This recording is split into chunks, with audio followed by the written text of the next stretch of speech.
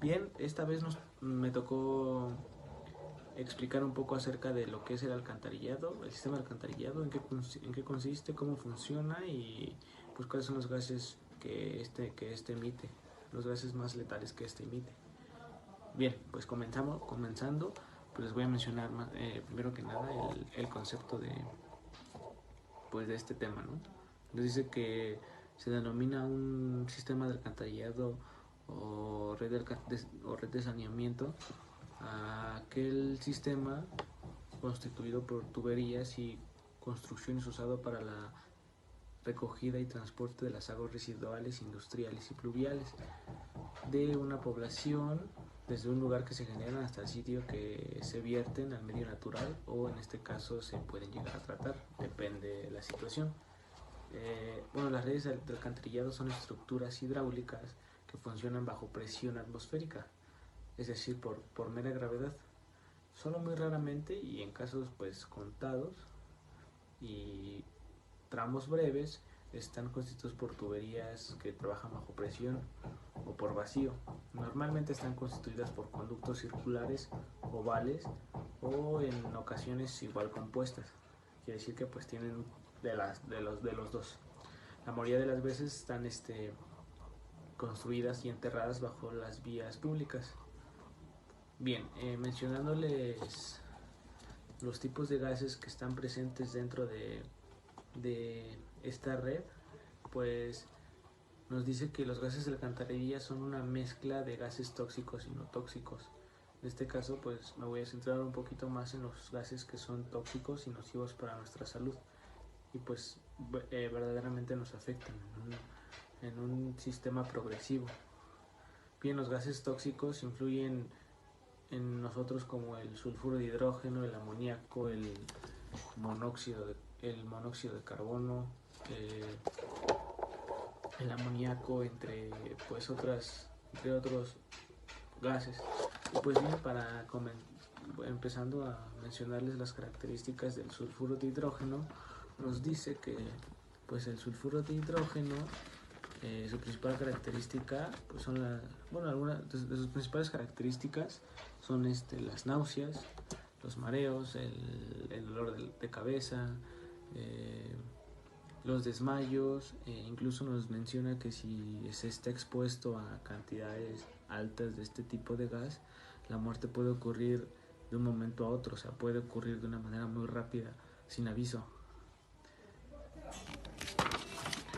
Bien, el metano, igual que este gas, pues les mencionaré las características principales, generales más que nada, y pues nos dice que los altos niveles de metano en lugares cerrados pues pueden causar asfixia y adormecimiento de los músculos, así como también al estar expuesto a altos niveles de este tipo de gas, la acumulación de este gas se convierte en algo extremadamente explosivo. Entonces al estar inhalándolo nosotros pues causa un sinfín de acontecimientos dentro de nuestro cuerpo y de nuestros sistemas, siendo así que pues es letal para el ser humano. Así que se debe de considerar o más bien las personas que se dedican al trabajo de alcantarillas pues deben de considerar y no deben de dejar pasar por desapercibido este tipo de gas, porque vaya que es peligroso. Bien, ahora les voy a mencionar un poco del amoníaco. Bueno, el amoníaco en elevadas concentraciones puede causar irritaciones de garganta, inflamación en los pulmones, irritación ocular y daños en las vías respiratorias. Bien, pues como bien lo estamos mencionando, pues más que nada el daño es en el sistema respiratorio, pulmones, y nos dice que también pues el daño es progresivo. Esto quiere decir que pues puedes empezar con una neumonía o alguna influenza y pues puede ir agravándose tu situación y pues claramente no son resultados buenos. Bien, ahora el monóxido de carbono es un gas que surge como producto del metano. El máximo peligro del monóxido es que al ser inodoro, o sea, e insípido y no irritante, es un poco difícil de detectar. Pero en altas dosis, sin duda, llega a ser un gas altamente mortal. Incluso si llegas a sobrevivir a este tipo de exposiciones, las secuelas pueden ser muy graves. Las secuelas que puede causar en ti este tipo de gas pueden ser muy graves e irreversibles. Bien, y para culminar, les mencionaré rápidamente el dióxido de azufre. Bien, este gas afecta a las mucosidades y los pulmones, provocando ataques de tos en altas concentraciones o incluso por cortos periodos de tiempo puede irritar el tracto respiratorio, provocando así tos muy fuerte y seca. Nos menciona que es seca, como causar bronquitis y congestionar los conductos bronquiales de los asmáticos. Bien, como les menciono, pues este tipo de gases para la vida del ser humano pues fácilmente son letales, entonces se deben de considerar, como antes les mencionaba, para su adecuado tratamiento y poder llevar a cabo trabajos dentro de la alcantarilla. Yo les voy a hablar acerca de la corrosión biogénica o la corrosión inducida por microorganismos. Bueno, esta ocurre cuando cepas bacterianas específicas colonizan las superficies de los alcantarillados y producen cierto ácido sulfúrico que se va a encargar de comer los materiales tales como el concreto, el acero y el hierro fundido. Bueno, estas bacterias son microscópicas y pueden provocar daños que son significativos con el paso del tiempo. La corrosión biogénica está impulsada por la actividad biológica de varias cepas bacterianas, que son las acidófilas, que esto quiere decir que son bacterias que necesitan un ambiente ácido para desarrollarse. Una minúscula parte de ellas son la biopelícula de Thiobacillus. Bueno, estas pueden producir ácido sulfúrico suficiente para corroer hasta 25 mililitros de concreto en un año.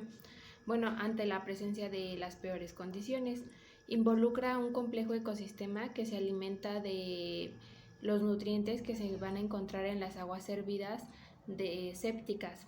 Y así va a ser como la productividad de este ecosistema va a depender de las condiciones ambientales, que van a ser la temperatura, el ambiente, la humedad relativa, el tiempo de retención y el tiempo de retención en el alcantarillado. Bueno, cuando más favorables son las condiciones, mayor es la productividad que va a ser de ácido sulfúrico. La vida de los ecosistemas pueden resumirse en el proceso de 4 pasos, que son la producción de gas, y ese es el primero, y yo les voy a hablar de él. Bueno, la producción de gas de sulfuro de hidrógeno gaseoso. Este va a consistir en lo general en las aguas servidas que no son corrosivas por la naturaleza bajo condiciones redópteras que van a estar propiciadas por bacterias anaeróbicas en un material orgánico que va a hacer la descomposición de aguas servidas y va a producir sulfuro de hidrógeno gaseoso. En este primer paso lo que ocurre es que el gas de sulfuro de hidrógeno gaseoso va a estar disuelto en el efluente y se va a acumular en el flujo laminar del alcantarillado. Bueno, en el segundo paso va a ser la liberación de sulfuro de hidrógeno gaseoso en las áreas ubicadas que son sobre la línea de flujo. Bueno, en este paso finalmente el gas de sulfuro de hidrógeno gaseoso va a ser disuelto y se va a separar, lo que va a hacer que separe las aguas servidas recolectadas, ya que de acuerdo a la concretación disuelta en el efluente va a afectar demasiado por las condiciones de caudal turbulento en las cañerías y los pozos de inspección, los estacionamientos de bombeo y las plantas de tratamiento.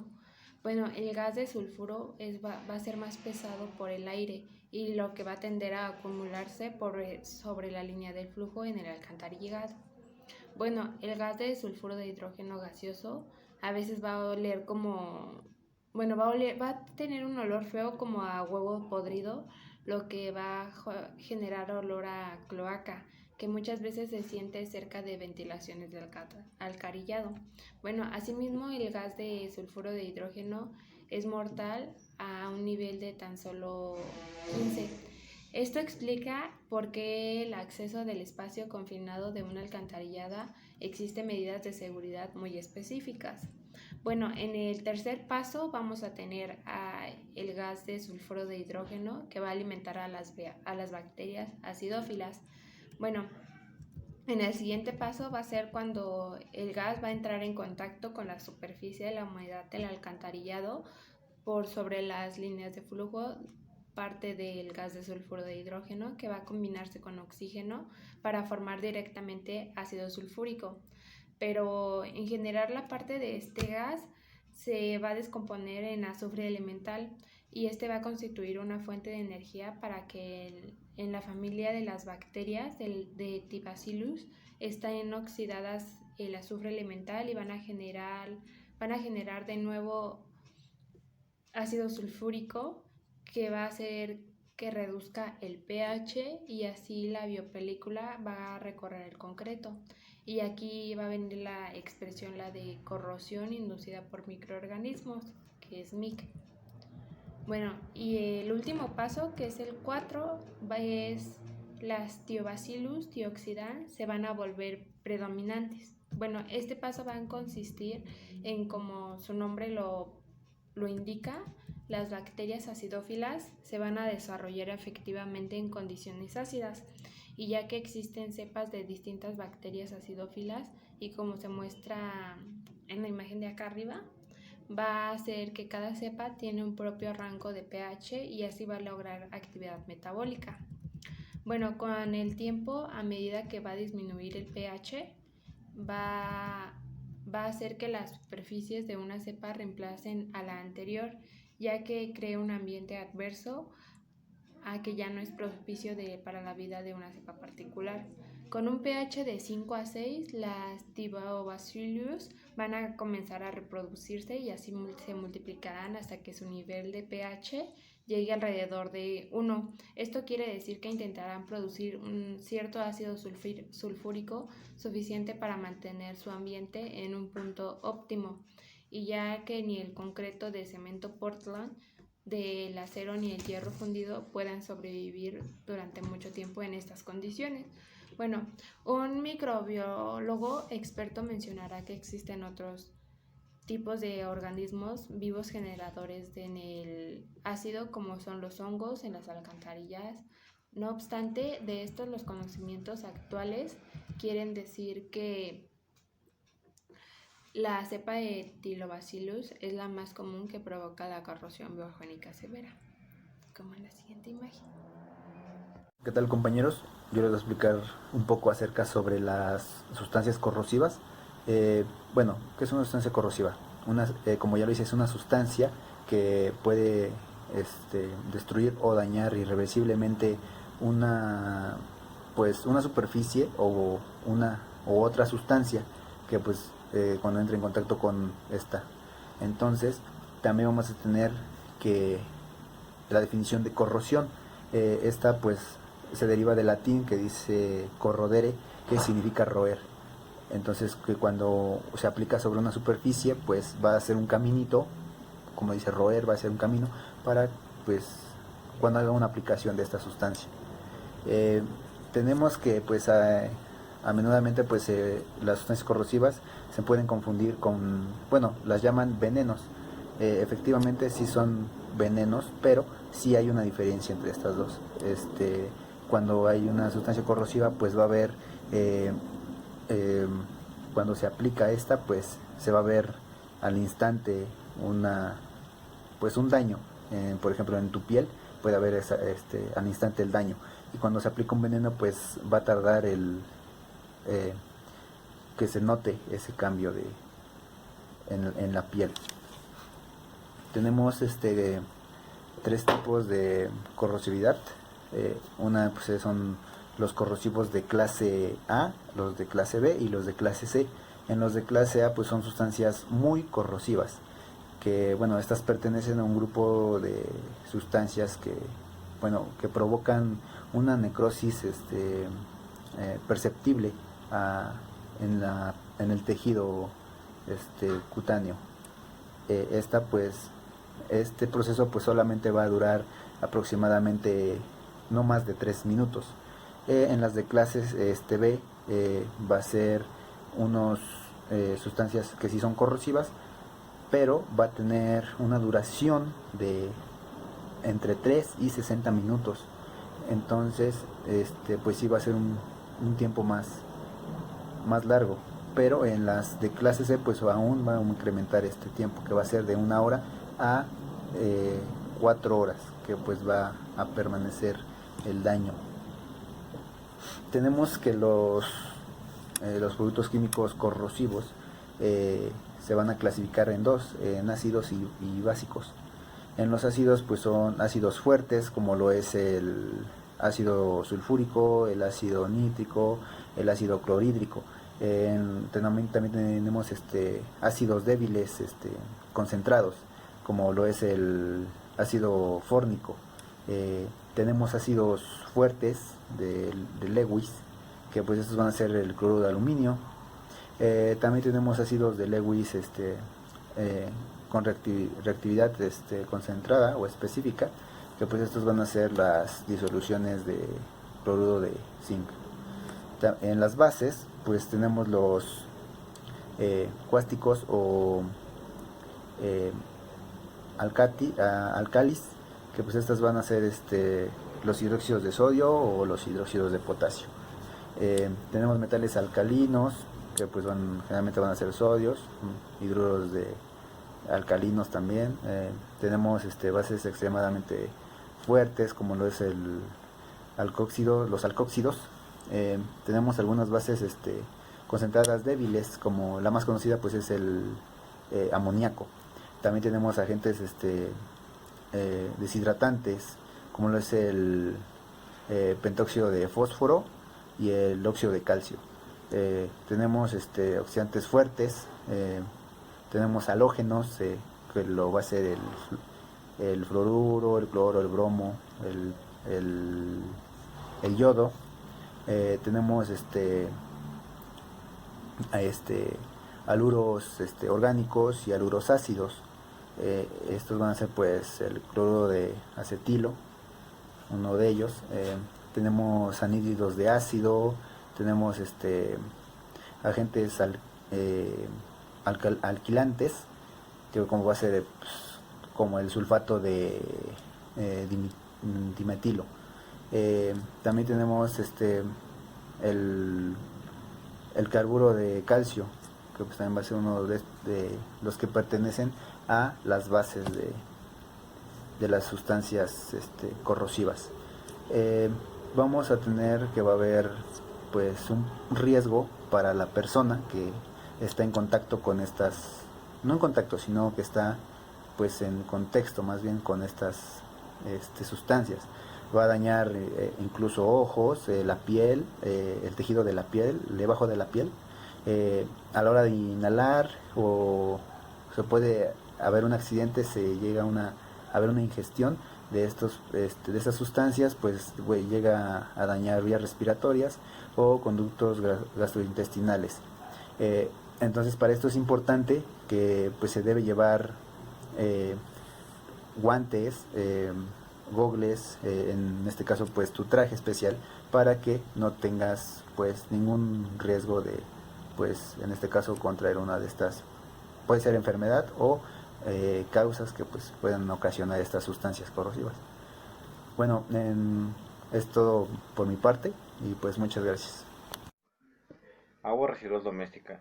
Agua residual es toda aquella agua que ha sido afectada por el uso humano. Las características por medio de las aguas residuales domésticas se establecen en términos de demanda química de oxígeno, demanda bioquímica de oxígeno y sólidos en suspensión totales.